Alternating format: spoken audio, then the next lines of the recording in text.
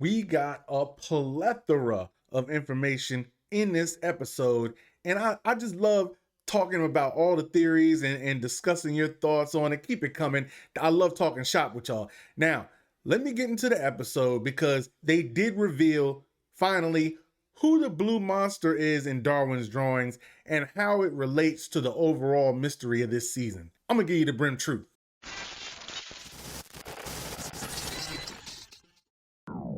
Starts off with a flashback from 7 years ago.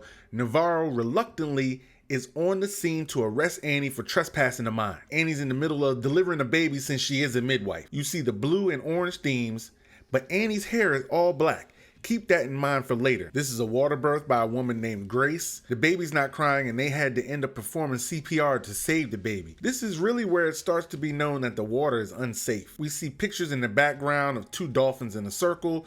Dolphins are a Native American symbol of spirits to protect humans. That and multiple pictures on the wall, dream catchers, really created a safe environment for the birthing center. Next, we cut to present day. They got the hunting squad looking for Raymond.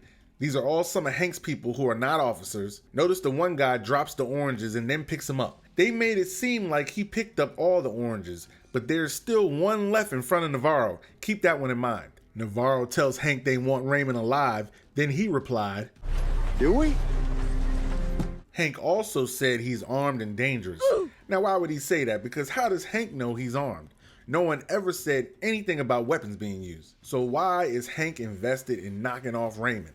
Something to think about. Now, orange is the secondary theme in the show. Remember the orange in the intro trailer. The intro starts playing and the last visual they show us has been something important they highlight each week. This one is the Blue Hut. Last week it was inside the Golden Eagle. The week before it was Salal Station. Then we cut to the police station where Liz is asking Pete about Clark's stuff. He says it's in the evidence room. That's where Peter asked the question to Liz about her and Navaro and what happened. This is the infamous Wheeler case, where we get a partial story and half-truths.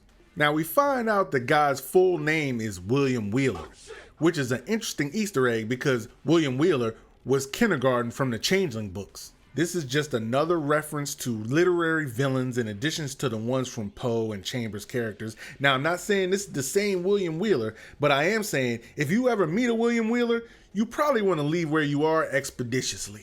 Liz then tells him it was a murder-suicide. They flash back to Wheeler's. On the outside, it's the scene from the trailer. They head inside, more blue and orange themes. Then they quickly move past the room with a light over a plastic cover that looks like a room where he probably does weird films or other heinous acts. There's a clock on the wall that says families are forever with a time of 4:35.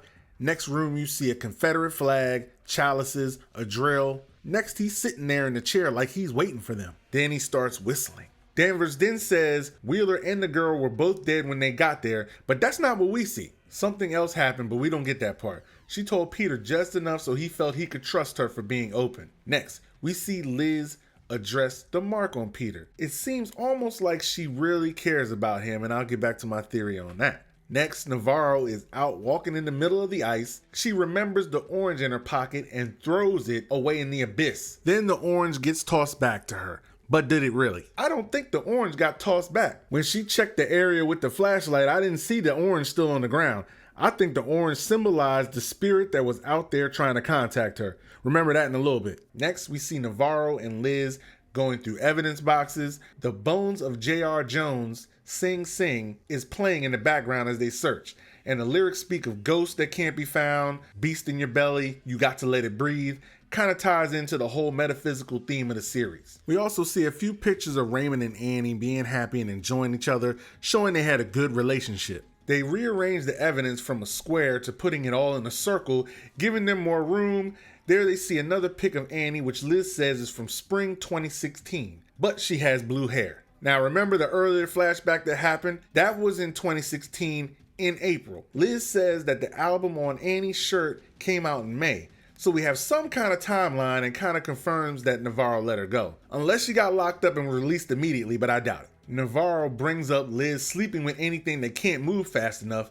Peter comes in and she calls him freshman and says that he needs to learn to run faster. So it's definitely being implied that Liz and Peter had a thing going on. Yeah, they just made out. That's it. Then Liz pulls up a photo of Annie and Raymond, which they determine was taken by a third party, and then it leads them to another photo with blue hair dye on it. That clues Navaro in on Susan the stylist. Susan gave haircuts to the guys at the research station. Annie came with her one time, and Susan made it seem like she was pretty much obsessed with coming. That's how she linked up with Clark. We hear how she started showing Clark the tattoo of the spiral. Here's where the detective music starts playing again. Every time you hear that music, it should clue you in to really pay attention. Susan said Annie had dreams about that spiral in high school. She got the tat, and the dream stopped. That now makes the symbol more than just the occult symbol. Now it seems like it's tied to an ancient magic. It's almost like this story is becoming part dark fantasy as well as a detective crime series, which I'm not mad at. It's kind of cool when these shows incorporate the myths of gods and legends. Research Hastur and Cthulhu. Hastur was the king in yellow in Carcosa. That will give you a little more depth to the story. In Lovecraft stories, it speaks of a secret cult of men who track down those against Hastur and injures them on behalf of the entity. And that's what I feel like we're dealing with in this season as well, another deity being worshipped. Then Susan mentions that she was dating a guy from the Salal station, Oliver Taggart. When Liz said that no Oliver worked at Salal, Susan said, "He was the equipment engineer. He left right before Annie died." Also that he wasn't looking to be found, meaning she still knows more that she ain't telling. To move them along, Susan then explained how she reported Annie's relationship with Clark to Hank. Danvers and Navaro head back and discuss what they think is happening. Here's where Danvers says, "Oh, come on. Don't give me that voodoo, E.T., cosmic, choompa loompa bullshit." Normally, when Danvers debunks something, it's usually important. Navaro presses Hank. Hank says Liz was playing Mrs. Robinson with his son. Then Peter said he's going to call his cousin Yvette to take a look at the bodies. We cut to Navaro pulling up to the scene from the intro, the Blue Hut. Here's Kavik ice fishing.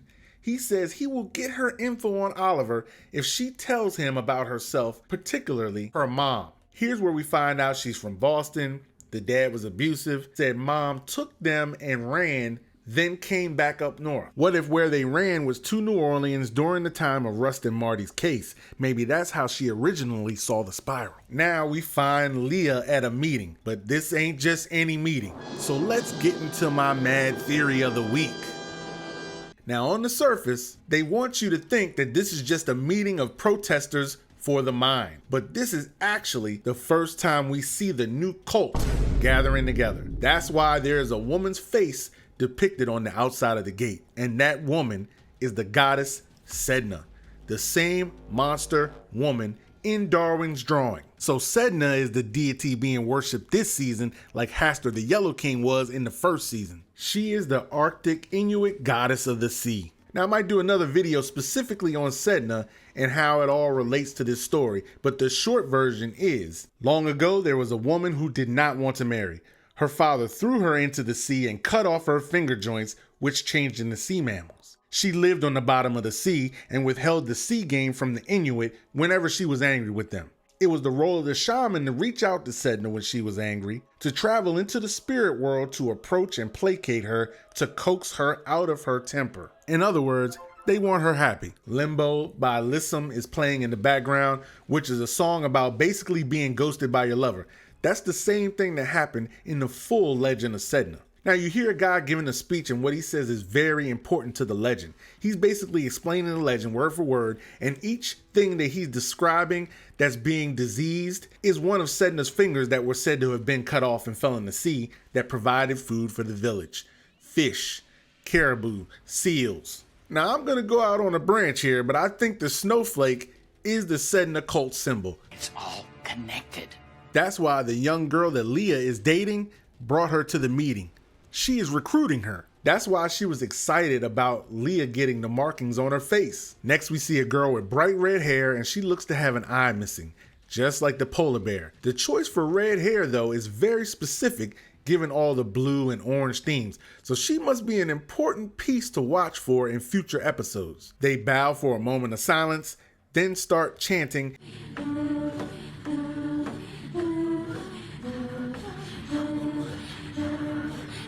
And I think this is their worship to the deity. Also, They gave Leah a bottle of black liquid. Now, at first, I thought that was a sample of the water they were protesting against. Now I feel like that's part of whatever ritual they were about to do for Sedna. Now you also realize Peter's wife's family is deep into it. So now I got questions about Peter. Does he really not know what's going on? I mean, they make him seem pretty oblivious to normal things. Who's Mrs. Robinson?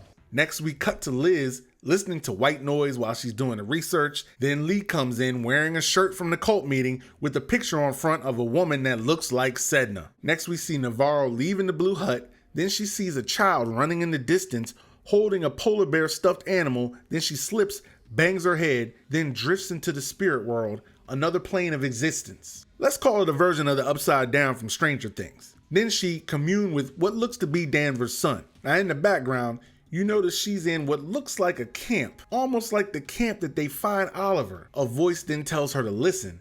Then the child says, "Tell my mommy," with distorted audio. Then she wakes up. So Eva gets a call about her sister saying she started screaming someone is coming and then runs. Now we know that anytime anybody says that or she's coming or she's awake or we woke her, they're referring to Sedna. Now Navaro finds her sister at a random abandoned boat in the middle of nowhere just sitting with the words "Don't drink and boat" behind her. Next, when Peter goes to comfort his son that he woke up by being clumsy, you see a spiral on his pillow. Skip ahead, you see blue with a couple yellow and orange lights, really making the color theme stand out. Now, I feel like this dog in the middle of the street is for a reason. Let me know your thoughts here on that one. Next, we cut to the house of what I'm assuming is the family referred to having the stillborn from the cult meeting earlier. They're chanting. As they pan through, you see the girl with the red hair and that symbol on her sweatshirt, some kind of dark flower. She's on my radar because she literally is the only thing red in the town. And her eyes missing like the polar bear. Probably recent because of that makeshift patch and the cut above it. On the left, there are more blue symbols, orange fish.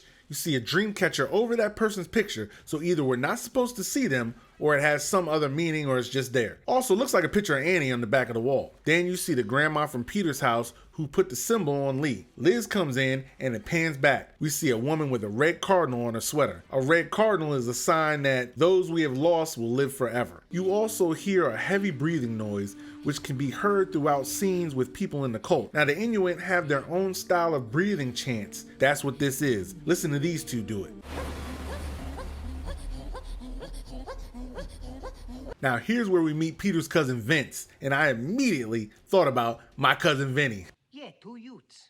They got jokes. So Vince explains that the scientist didn't die in the cold, but most likely before that, probably from a heart attack. There's a name in the background of Peter which says ptarmigan, which is one of the most commonly eaten birds by the Inuit people. Then Peter says Oliver doesn't even exist because none of his records exist. He's been wiped clean from all databases, including the research station. Seems like somebody at a very high level does not want any trace of him in that area. So they get to the nomad camp where Oliver is stashed away. They pull up on him and he is not happy. He looked like he's ready to pop off. He threatens them and asks Navaro her real name. He said, "Oh, you must have forgot." Now remember back when she was talking to Kavik, she explained how she wished her mom had told her what her name from the tribe was. She never told me my Inupiaq name. I feel like her name is going to be important later down the line once she finds out. Navaro mentions the scientist died. Oliver looks confused and specifically asked about Lund. Now, I'm not sure their connection, but it's something we're going to find out. Next, they get a call about Lund, and they head over to the hospital. They find Lund screaming like he was in the ice. Danvers knows he don't have long and tries to press him for information. Lund tells Liz, "We woke her," referring to Sedna, I believe. Navaro then hears the spirit voice again.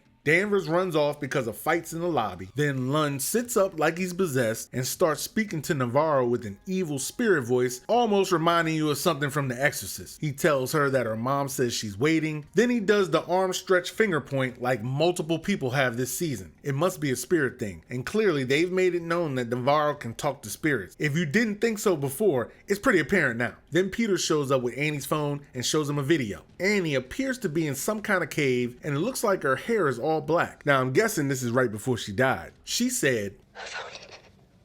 It's here." Now the whole video kind of reminds you of the Blair Witch, doesn't it? She said if anything happens to me, then something happens to her. It attacks sound like a monster. She drops her phone, and then the last image we see is her at what appears to be a fishing hole, just like the one where Kavik was at the Blue Hut. Don't they look the same?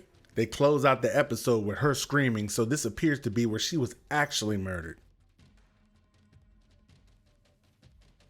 So yeah, that was a lot to unpack. We got a lot of information this episode. The biggest being Sedna, the Arctic goddess of the sea, which is the big bad this season, kind of like Hastur, the Yellow King, was in the first season. Now, we got a ton of questions too. The information breeds questions. What did Annie find? What were the scientists so scared of? Like, are we actually going into the supernatural realm here? Not too sure. How does Kavik's fishing hole in the blue hut relate to this whole thing?